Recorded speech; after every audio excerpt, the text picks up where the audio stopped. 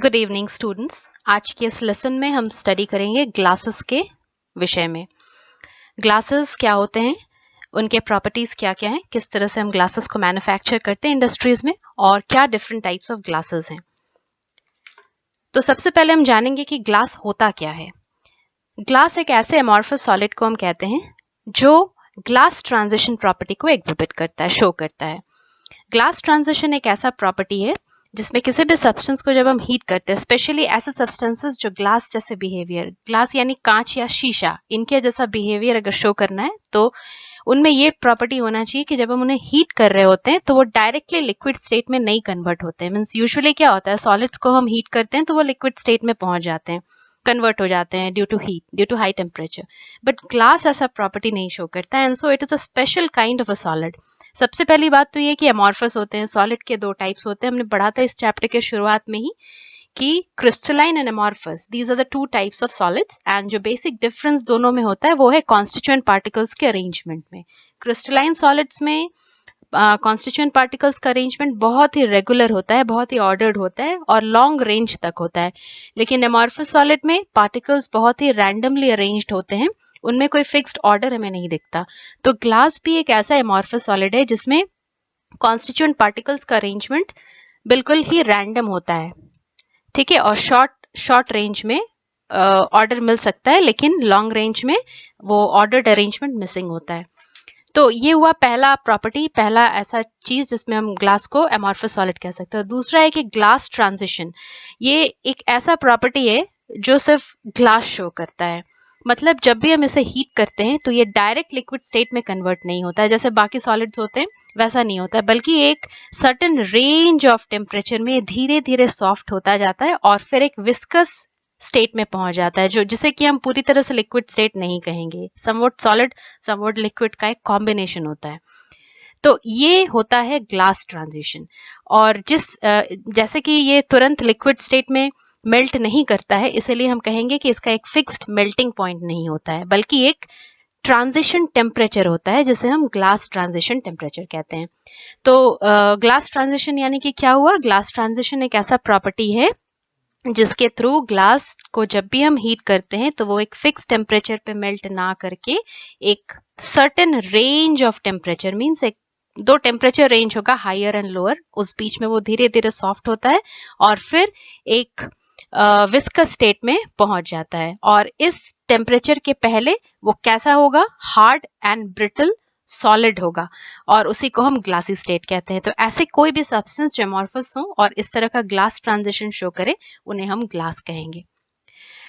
Room temperature पर glass solid होता है, आपने देखा ही होगा अपने डे टू डे लाइफ में हम कांच या शीशे की बनी हुई काफी चीजों का इस्तेमाल करते हैं, तो रूम टेम्परेचर पर तो ये सॉलिड होते हैं।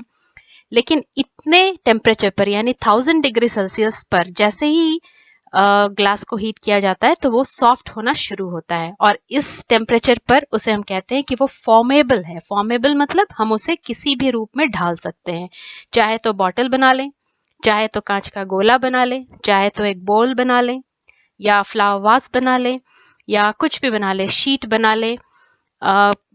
We can make anything from glass in any shape, but only if it is heated to 1000 degree Celsius. तो इस टेम्परेचर पर ग्लास फॉर्मेबल होता है और इसी टेम्परेचर पर उसे एक डिजायर्ड शेप में मोल्ड करना जरूरी होता है। इसके बाद जैसे हम आगे और हीट करते जाते हैं, between 1400 degree Celsius to 1650 degree Celsius यानी 1650 डिग्री सेल्सियस पर ग्लास पूरी तरह से सॉफ्ट होकर एक विस्कस स्टेट में पहुंच जाता है। तो जो भी हमें करना होगा ग्लास के साथ, जिस भी शेप में हम इसे ढालना चाहते हैं, हमें इन्हीं टेम्परेचर रेंज के बीच में करना होगा। तो ये था ग्लास का एक बेसिक डेफिनेशन कि ग्लास होता क्या है। अब हम आगे बढ़ेंगे ग्लास के प्रॉपर्टीज को स्टडी करने। सबसे पहला प्रॉपर्टी हार्ड और ब्रिटल, इसका नेचर है हार्ड होता है, सख्त होता है, लेकिन बहुत जल्दी आसानी से टूट जाता है। कांच की चीजें हाथ से जैसे ही गिरती हैं टूट जाती हैं कंप्लीटली। सो ये बहुत ही ब्रिटल है।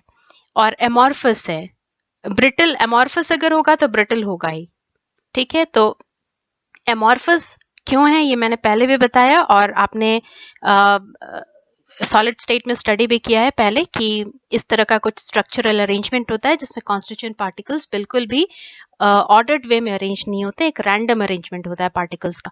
तो ये है ग्लास का एमॉर्फस स्ट्रक्चर। अब है कि इसका कॉम्पोजिशन, मेनली ये सिलिका यानी सैंड या सिलिकॉन डाइऑक्साइड से बना होता है, और इसमें काफ़ी सारी चीज़ें और ऐड की हुई रहती हैं ताकि हम इसे स्टेबलाइज कर सकें और इसे अच्छी तरह से ट्रांजिशन टेम्परेचर को जल्दी ही मीन्स कम हीट करके कम एनर्जी के इस्तेमाल से हम इसको जल्दी से मोल्ड कर सकें। और अगर हमें कलर्ड ग्लासेस बनानी होती हैं तो हम इसमें कलरिंग मटेरियल्स का भी इस्तेमाल करते हैं। तो कॉम्पोजिशन में मेन कॉम्पोजिशन सिलिका होता है ग्लास का। सेकेंड प्रॉपर्टी में अगर हम आ जाए तो इनका कोई फिक्स मेल्टिंग पॉइंट नहीं होता, इसलिए हमने कहा कि ग्लास ट्रांजिशन टेम्परेचर होता है इसका एक, मतलब ग्लास एक सर्टेन शार्प टेम्परेचर पर मेल्ट नहीं करता, सीधे सॉलिड से लिक्विड स्टेट में नहीं चेंज होता, बल्कि धीरे धीरे एक रेंज ऑफ टेम्परेचर पर धीरे धीरे सॉफ्ट होता है, मेल्ट होता है। तो इसलिए इसका मेल्टिंग पॉइंट नहीं होता, लेकिन ग्लास ट्रांजिशन टेम्परेचर होता है, जिसे हम शॉर्ट में TGB कहते हैं।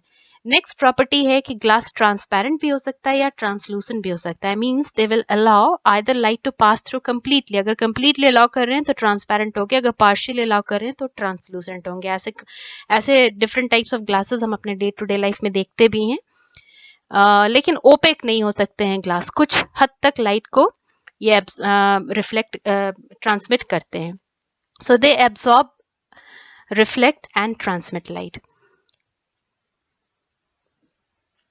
They are also electrical insulators, means electricity ko they don't allow electricity to pass through them, so they are good electrical insulators. They are also heat resistant. हालांकि सभी glass बहुत ज़्यादा heat resistant नहीं होते, but metals के comparison में अगर हम देखें तो ये heat resistant होते हैं, और हम और भी ज़्यादा हीट रेजिस्टेंट ग्लासेस बना सकते हैं उनके कॉम्पोजिशन में थोड़ा सा अंतर लाके, जैसे बोरोसिलिकेट ग्लास, बोरोसिल ग्लास जो हम लेबोरेटरी के डिफरेंट अपैरेटस को बनाने में यूज़ करते हैं, या माइक्रोवेव ओवन में जो भी ग्लास के बोल्स यूज़ होते हैं वो हीट रेजिस्टेंस काफ़ी ज़्यादा हीट रेजिस्टेंट बनाए जाते हैं, उनमें बोरोन का ऑक्साइड डाल के उन्हें हीट रेजिस्टेंट बनाया जाता है। तो बट इन जनरल भी ग्लासेस थोड़े से मेटल्स के कंपैरिजन में हीट रेजिस्टेंट होते हैं।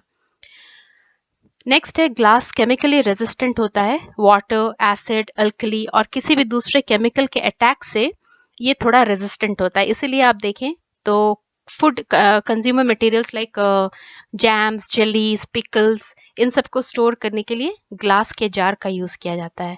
लेबोरेटरीज में भी आपने देखा है हमारे जितने भी एसिड्स या अल्कलीज होते हैं सब ग्लास के बॉटल में स्टोर किए जाते हैं। So because glass is resistant to the attack of chemicals, और बहुत सेफ होता है इसलिए, क्योंकि कोई करोजन का इसमें प्रॉब्लम होता नहीं है। एसिड्स, अल्कलीज यूजुअली मेटल को करोड कर देते हैं, तो मेटल कंटेनर्स में हम इन खाने की सामान को या लैबोरेटरीज के एसिड, अल्कलीज या केमिकल्स को स्टोर करके रखें तो मेटल्स बहुत जल्दी खराब हो जाते हैं, लेकिन ग्लास खराब नहीं होता, ये केमिकली रेजिस्टेंट होता है। लास्ट इसका प्रॉपर्टी है कि इसमें हाई कॉम्प्रेसिव स्ट्रेंथ होता है। ग्लास ब्रिटल जरूर होता है, लेकिन अगर हम प्रेशर का अप्लाई करें तो इसे हम कॉम्प्रेस नहीं कर सकते हैं, तो इसका एक कंप्रेसिव स्ट्रेंथ जो है वो काफ़ी हाई होता है। मतलब इसे प्रेशर की वजह, प्रेशर अप्लाई करके हम इसमें ज़्यादा चेंजेस नहीं ला सकते हैं। Next we will move on to understand what are the different kind of raw materials that are used to make float glass. Now float glass वो ordinary glass को हम कहते हैं, ये एक इंडस्ट्रियल नेम दिया गया है जनरल ग्लास को। इसके बाद स्पेशलाइज्ड ग्लास इसी फ्लोट ग्लास से बनाए जाते हैं। जैसे हमें अगर लेंस के लिए ग्लास चाहिए तो हम फ्लोट ग्लास में कुछ ऐसे इंग्रेडिएंट्स डालेंगे जिससे कि वो हाई रिफ्रैक्टिव इंडेक्स उसमें आ जाए। अगर हमें बोरोसिलिकेट ग्लास बनाना है तो हम बोरोन का ऑक्साइड ऐड करेंगे। सो बेसिकली ग्लास का जो नॉर्मल कमर्शियल नेम है वो है फ्लोट ग्लास। तो ग्लास, सभी तरह के ग्लासेस, जितने भी ग्लासेस हम अपने डे टू डे लाइफ में यूज करते हैं या देखते हैं, सब में ये रॉ मटेरियल्स कॉमन होता है। सबसे पहला और सबसे ज्यादा मात्रा में जो ग्लास का कॉम्पोजिशन होता है वो है सिलिका, जो कि बालू में मिलता है यानी सैंड में, ठीक है। Silicon dioxide, that is SiO2, it is the main ingredient of glass. Approximately 60 to 70% of glass is composed of silica. इसके अलावा हम डालते हैं सोडियम ऑक्साइड Na2O, जिसे बनाया जाता है सोडियम कार्बोनेट से। सोडियम कार्बोनेट को हीट करने से, सोडियम कार्बोनेट का कॉमन नेम है सोडा ऐश, सोडा ऐश को हीट करने से सोडियम ऑक्साइड बनता है, कार्बन डाइऑक्साइड गैस यहाँ से रिलीज हो जाता है, तो हम सोडा ऐश का इस्तेमाल करते हैं ग्लास बनाने के लिए। नेक्स्ट इंग्रेडिएंट है लाइमस्टोन, कैल्शियम कार्बोनेट। ये सभी नेचुरली अवेलेबल मिनरल्स हैं, सो इन काफ़ी कॉस्ट इफेक्टिव भी है। इन्हें लैबोरेटरी में या इंडस्ट्रीज में पहले बना के फिर ग्लास का मैन्युफैक्चर यूजुअली नहीं किया जाता है। इन्हें नेचुरली अवेलेबल मटेरियल से, मिनरल से के इस्तेमाल से ही ग्लास बनता है। नेक्स्ट है लाइमस्टोन। लाइमस्टोन या डोलोमाइट, जो मिनरल हम यूज करते हैं वो लाइमस्टोन या डोलोमाइट का इस्तेमाल करते हैं। दोनों ही कैल्शियम ऑक्साइड का बहुत ही अच्छा सोर्स है। डोलोमाइट अलग से भी हम यूज करते हैं so that we can have some amount of magnesium in glass. और नेक्स्ट मिनरल जो हम यूज करते हैं वो है feldspar. Feldspar is alumina, Al2O3, aluminium का ऑक्साइड है। तो ये जो 5 इंग्रेडिएंट्स, 5 रॉ मटेरियल आप देख रहे हैं, यही सभी ग्लासेस में कॉमन है। इसके अलावा जो जिस तरह का स्पेशलाइज्ड ग्लास हमें चाहिए, अगर कलर हम ऐड करना चाहें ग्लास में, तो हम इन कलरिंग मटेरियल्स का यूज करते हैं। मीन्स बेसिकली हमें मेटल सॉल्ट्स अलग से ऐड करने होते हैं ग्लास बनाने के दौरान, सो दैट कि हमें डिफरेंट कलर्स मिल जाए। जैसे अगर हम डीप ब्लू कलर्ड ग्लास चाहिए तो हम कोबाल्ट ऑक्साइड मिलाएंगे इन रॉ मटेरियल्स में। अगर ग्रीन चाहिए तो सोडियम क्रोमेट या फेरस ऑक्साइड लेंगे। अगर ऑरेंज चाहिए तो सेलेनियम ऑक्साइड लेंगे। इस तरह से रेड ग्लास अगर चाहिए तो क्यूप्रस सॉल्ट लेंगे। डिफरेंट डिफरेंट कलर्ड के ग्लासेस लेने के लिए, बनाने के लिए हमें डिफरेंट मेटल सॉल्ट्स का यूज करना पड़ता है, तो उसमें एक कलर आ जाता है ग्लास में। So apart from all these basic raw materials that we have seen just now, 25 to 30% हम इसमें ब्रोकन ग्लास भी मिलाते हैं रॉ मटेरियल में, जिसे हम कलट कहते हैं। इसका काम, ये बहुत इंपॉर्टेंट है, यहाँ से क्वेश्चन आप एक्सपेक्ट कर सकते हैं कि ब्रोकन ग्लास क्यों ऐड किया जाता है ग्लास के मैन्युफैक्चरिंग में। बेसिकली ये ब्रोकन ग्लास यहाँ एक फ्लक्स का काम करता है। फ्लक्स का क्या काम है, जैसे कि आपने जाना अभी थोड़ी देर पहले कि ग्लास का एक ग्लास ट्रांजिशन टेम्परेचर होता है, एक टेम्परेचर रेंज ऐसा जिसमें ग्लास धीरे धीरे सॉफ्ट होता है और एक विस्कस स्टेट में पहुंच जाता है, जिसके बाद हम उसे डिजायर्ड शेप्स में ढाल सकते हैं। तो फ्लक्स का काम होता है कि इस ग्लास ट्रांजिशन टेम्परेचर को जल्दी अटेन करा देता है। मीन्स कम एनर्जी के कंजम्पशन से इस टेम्परेचर को हम जल्दी अटेन कर सकते हैं। इससे क्या हो, मीन्स थोड़ा सा हीट करने पर ही ये टेम्परेचर जल्दी अटेन हो जाता है अगर हम फ्लक्स का इस्तेमाल करते हैं। बिना फ्लक्स के इस्तेमाल से हमें ज़्यादा देर तक हीट करते रहना पड़ेगा, तब जाके ये ट्रांजिशन टेम्परेचर रीच करेगा।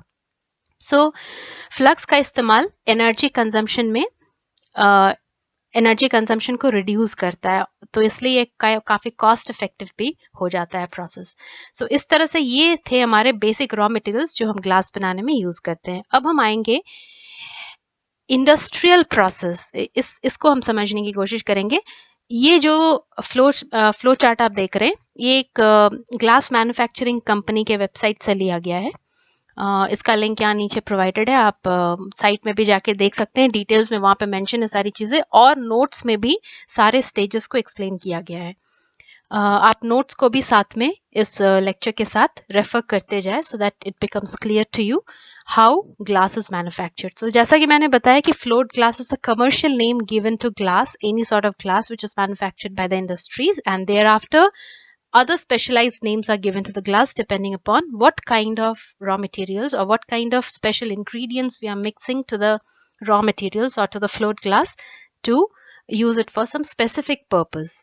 So पहला स्टेज होता है, आप इस फिगर में देखिए, सबसे पहले स्टेज में हम रॉ मटेरियल्स को मेल्ट करते हैं और उसे रिफाइन करते हैं। जो भी मिनरल में जो भी इम्प्योरिटीज रही होंगी उन्हें हम पहले यहाँ हटाते हैं, और फिर पूरे मिक्सचर को, मिक्सचर मतलब रॉ मटेरियल्स का जो पूरा मिक्सचर है, किस तरह का ग्लास हम चाह रहे हैं, जो बेसिक 5 इंग्रेडिएंट है उनको हम मिक्स करते हैं। और यही हमें कलरिंग मटेरियल भी ऐड कर देना होगा। कलरिंग मटेरियल बाद में हम ऐड नहीं करते हैं, शुरू में ही ऐड कर देते हैं। इसके बाद ग्लास यहाँ पे फर्नेस में जाता है सेकेंड स्टेप में। फर्स्ट स्टेप में हमने रॉ मटेरियल्स ऐड किया मिक्स करके, एंड देन रॉ मटेरियल से इम्प्योरिटीज हटाया, और फिर पूरा रॉ मटेरियल मेल्ट होना शुरू होता है over the glass transition temperature. Melt होने के बाद इसे हम फ्लोट बात कराते हैं। सो यहाँ स्टेज 2 के ऑपरेशन में आप देखिए, the 1, 2, 3, 4 and 5 points which are written on the diagrams are not similar to the stages that I am mentioning. यहाँ सिर्फ डायग्राम में स्टेजेस दिखाए गए हैं, बट बेसिकली और भी ज्यादा स्टेजेस में ऑपरेशन होता है। तो सेकंड स्टेज में हम फ्लोट बाथ कराते हैं ग्लास को। फ्लोट बाथ मतलब यहाँ जो थर्ड स्टेज में आप देख रहे हैं डायग्राम में, यहाँ टिन का एक मेटल बाथ मतलब मोल्टन टिन का यहाँ पे एक परत पहले से रहता है मौजूद इस जगह पे फर्नेस के बाहर। उस पर हम फर्नेस से निकलते हुए मोल्टन ग्लास को इसके ऊपर फैला देते हैं। ऐसा करने से क्या होता है, ग्लास, मोल्टन ग्लास बहुत ही स्मूथली मोल्टन मेटल के शीट के ऊपर स्प्रेड हो जाता है, यूनिफॉर्मली स्प्रेड हो जाता है। और जितना थिकनेस का ग्लास हमें चाहिए उतनी देर तक हम उस मोल्टन ग्लास को टिन बाथ के ऊपर फैलाते जाते हैं और उसके बाद उसे हम वैसे ही छोड़ देते हैं सो दैट कि एक स्मूथन्ड शीट ऑफ ग्लास हमें मिले। इसी स्टेज में अगर हमें रिफ्लेक्टिव ग्लास बनाना है, जैसे चश्मे का लेंस बनाना है या कुछ ऐसा ऑप्टिकल इंस्ट्रूमेंट हमें बनाना, ऑप्टिकल इंस्ट्रूमेंट के लेंस के लिए जैसे कैमरे के लेंस हुए या टेलीस्कोप माइक्रोस्कोप के लेंस हुए, ये अगर बनाना चाहते हैं तो इसमें हाई रिफ्रैक्टिव इंडेक्स का कोटिंग, हमें रिफ्लेक्टिव इसमें हमें कुछ स्पेशल ट्रीटमेंट करना होता है, ग्लास का कुछ कोटिंग चढ़ाना होता है। तो हम इसी स्टेप में कोटिंग चढ़ाते हैं, मतलब टिन शीट के ऊपर, मोल्टन टिन शीट के ऊपर जब मोल्टन ग्लास को हमने स्प्रेड आउट करा दिया तो जो भी रिफ्लेक्टिव कोटिंग हमें चढ़ाना होता है हम इसी स्टेज में चढ़ाते हैं। ये हुआ स्टेज 3। स्टेज 4 होता है एनीलिंग। ये सबसे इंपॉर्टेंट प्रोसेस होता है ग्लास मैन्युफैक्चरिंग में, क्योंकि इसी स्टेज पर डिपेंड करता है कि ग्लास का क्वालिटी कैसा बनेगा, whether it will be quite brittle और लॉन्ग रेंज में हम उसे अच्छे से यूज कर सकते हैं, या किस तरह का उसका जो ब्रेकेज प्रॉपर्टी या रेजिस्टेंट प्रॉपर्टी होगा वो इसी में आएगा। एनीलिंग स्टेज में ग्लास को हम धीरे धीरे कूल करते हैं। जो मोल्टन टिन के ऊपर था वो गर्म मोल्टन ग्लास था, अब इसे हम धीरे धीरे टेम्परेचर को हम धीरे धीरे इसको कूल करते हैं। अब तो फर्नेस से बाहर है तो ऐसे भी धीरे अपने से भी कूल होगा, लेकिन एक लॉन्ग डिस्टेंस तक इसको चलाया जाता है, एक बेल्ट के सहारे इसको पूरा काफी दूर तक, इसको काफी देर तक इसको ठंडा किया जाता है। ठंडा करने से, धीरे धीरे ठंडा करने से क्या होता है, ग्लास बहुत ज्यादा ब्रिटल नहीं बनता। और अगर हम इसे अचानक कूल कर देंगे तो ऐसा ग्लास बनेगा जो बस थोड़ा सा भी इसमें मैकेनिकल प्रेशर अप्लाई किया जाए तो वो टूट जाएगा। ऐसे भी ग्लास टूट जाते हैं, लेकिन एनीलिंग प्रोसेस अगर ठीक से नहीं होता है तो ग्लास का क्वालिटी अच्छा नहीं बनता है। तो एनीलिंग में हम ग्लास को ठंडा करते हैं और इसे ये सॉलिड बन जाता है, जो इसका विस्कस स्टेट था पहले, उसके बाद ये सॉलिडिफाई हो जाता है। और फिर इसके बाद इसको इंस्पेक्ट किया जाता है। ये बहुत इंपॉर्टेंट स्टेप है इंस्पेक्शन का। इसमें अगर कभी कभी आपने देखा होगा ग्लासेस में, ग्लास की बनी हुई चीज़ों में बबल्स दिखते हैं या अंदर में स्लाइट क्रैक्स दिखते हैं, तो वो एक तरह से मैन्युफैक्चरिंग फॉल्ट या मैन्युफैक्चरिंग डिफेक्ट हो जाता है। इसी चीज़ को इंस्पेक्ट किया जाता है, क्योंकि high quality material, glass material बनाने में बहुत ज़रूरी है कि ग्लास का जो क्वालिटी है वो अच्छा बने, ताकि वो चीज़ें सुंदर दिखें और मजबूत भी हो। तो इस स्टेज में इंस्पेक्ट किया जाता है कि कहीं ग्लास में जो ग्लास शीट्स जो बन रहे हैं उसमें कहीं कुछ डिफेक्ट आया है या नहीं। अगर डिफेक्ट आया है तो अगर वो ट्रीटेबल है तो उसको ट्रीट किया जाता है, अदरवाइज उस पूरे बैच को ही डिस्कार्ड कर दिया जाता है। इसके बाद इंस्पेक्शन के बाद ग्लास को भेजा जाता है एक ऐसे सेक्शन में जहाँ पे ग्लास को कट किया जाता है इनटू डिजायर्ड शेप्स। अगर हमें स्क्वायर शीट्स चाहिए तो स्क्वायर शीट्स में काटा जाता है, अगर रेक्टेंगल चाहिए तो रेक्टेंगुलर शीट्स में काटे जाते हैं। जैसा भी हमें या स्ट्रिप्स चाहिए तो ग्लास के स्ट्रिप्स काटे जाते हैं। जिस जगह ग्लास का जैसा डिमांड है जिस भी कंज्यूमर आउटलेट में, तो उस तरह से ग्लास को कटिंग करके अलग अलग जगहों पे डिस्ट्रीब्यूट किया जाता है। तो ये था पूरा process of manufacturing of glass. ये कुछ डिफरेंट टाइप्स ऑफ ग्लासेस आप देख रहे हैं स्क्रीन पर। इसके अलावा भी बहुत तरह के ग्लासेस होते हैं जो मैंने नोट्स में मेंशन किए हैं, आप उसको जरा पढ़े। But these are the most important types of glass that we use in our day to day life. And the first one is soda lime glass. Soda lime glass में sodium oxide और calcium oxide का ही most main composition होता है। सभी तरह के glasses में मैं याद दिला दूं, silica is the major component. 60% silica तो सभी ग्लासेस में होते हैं। 60 to 65% of silica is always there in the glasses. But apart from that, what differentiates the glasses are the different components that we add extra to give to enhance certain properties of glass. Soda lime glass सबसे ordinary glass होता है जिसे हम day to day के चीज़ों में इस्तेमाल करते हैं, जैसे स्पेशली जैसे मिल्क बॉटल्स में, मिल्क बॉटल्स, जैम्स, जेलीज के बॉटल्स, जो नॉर्मल से किचन में बॉल्स यूज़ करते हैं, वो सारी चीज़ें। तो जो नॉर्मल ग्लास की बनी हुई चीज़ें हम डे टू डे लाइफ में इस्तेमाल करते हैं वो सब सोडा लाइम ग्लास होते हैं। उसमें नॉर्मल बेसिक रॉ मटेरियल्स होता है, जो पहला 5 रॉ मटेरियल मैंने दिखाया था वही 5 रॉ मटेरियल्स मोस्टली इसमें होते हैं। तो सोडा लाइम इसलिए क्योंकि इसमें सोडियम ऑक्साइड और कैल्शियम ऑक्साइड का कॉम्बिनेशन होता है इसमें। विंडो के पेन्स, विंडो ग्लास पेन्स जितने भी होते हैं सब सोडा लाइम ग्लास होते हैं। इसके बाद आता है बोरोसिलिकेट ग्लास। बोरोसिलिकेट ग्लास काफ़ी हीट रेजिस्टेंट होता है। इसे बनाया ही जाता है ऐसे कि ताकि वो हीट रेजिस्टेंट हो सके और काफ़ी हाई टेम्परेचर को सह सके।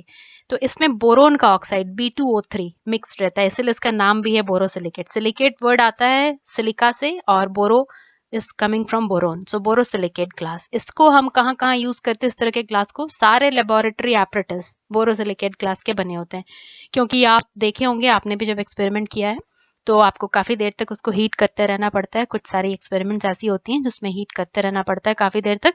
तो वहाँ हम अगर नॉर्मल सोडा लाइम ग्लास का इस्तेमाल करेंगे तो वो टूट सकता है हाई टेम्परेचर में, क्रैक हो जाता है। But borosilicate glass can withstand high temperature, it's heat resistant. Microwave balls जितने भी होते हैं सब बोरोसिलिकेट ग्लास के यूज़ किए जाते हैं। मेडिसिन के वायल्स या ये जो आप देख रहे हैं ये सारी चीज़ें, मेडिसिन ग्रेड जितने भी वायल्स या बॉटल्स हम लोग यूज़ करते हैं मेडिसिन स्टोर करने के लिए, वो भी बोरोसिलिकेट ग्लासेस के बने होते हैं। फिर है क्रिस्टल ग्लास, या इसे हम लेड क्रिस्टल ग्लास भी कहते हैं। इसमें लेड का ऑक्साइड मिलाया जाता है। ऐसा करने से ग्लास में एक एक्स्ट्रा शाइन, एक एक्स्ट्रा स्पार्कल आ जाता है, बहुत ही खूबसूरत से हाई एंड एक्सपेंसिव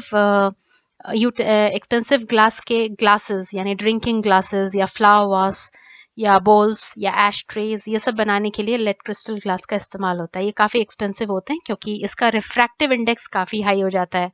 इसे बनाया ही ऐसे जाता है कि ये बहुत ज़्यादा शाइन करे, और इसमें काफ़ी डिज़ाइंस भी ऐड किए जाते हैं, तो जहाँ जहाँ इसमें क्लीवेज होता है वहाँ वहाँ काफ़ी शाइन आ जाते हैं, so they look very beautiful.